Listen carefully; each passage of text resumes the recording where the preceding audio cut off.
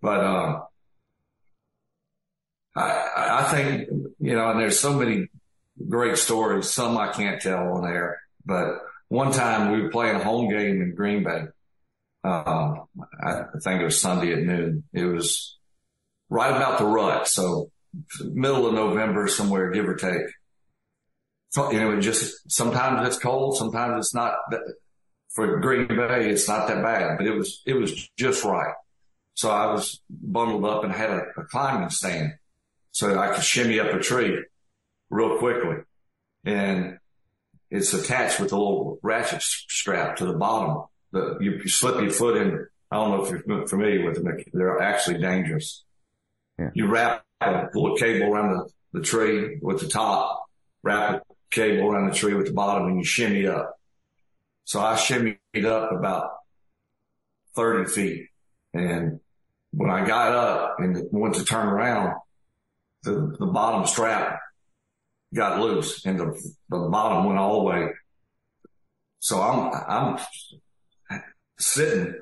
I could actually sit on the top and was comfortable, but I had to figure out how to get down. How to get down, yeah. This was before cell phones. So my brother-in-law was out there on the property. It's about 900 acres. That's a lot of acres. And he's really one of the instrumental people who got me into hunting. He never played sports, never cared about sports, was driving a bulldozer in the third grade. I mean, he's one of those guys.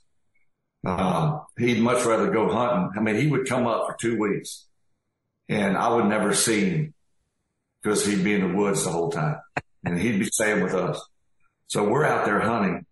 So he's got all the latest and greatest stuff and he's got the scent and it just does it all right. So I'm like, well, I'll try to hunt for a little bit, but I got to get down before dark somehow, some way. So right before dark, right when it's like perfect timing for deer, I'm screaming at the top of my lungs, Josh, hoping I'm not sure where he's hunting on the property. Well, he never hears me. So I have to turn around. Now I'm playing a big game on Sunday. I have no idea who we were going to play. It's been a long time. So I said, I gotta bear hug this tree and get down. I'm thinking to myself, if this goes bad, how in the world is anyone going to find me? First of all.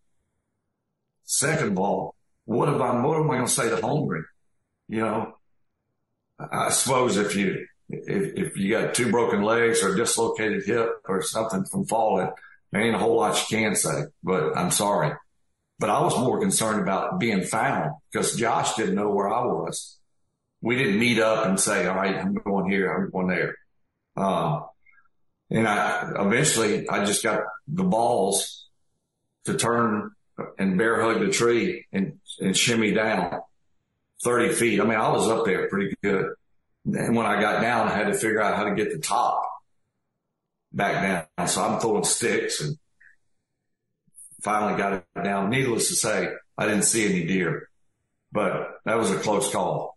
And there's been times where I've fallen out of the tree stand, but not as high. 30 feet? You bear hugged your way down 30 feet. Yeah. Good. The good thing was is I had I been dressed like this, just a t-shirt. Yeah. It would have eaten my arms and stuff alive.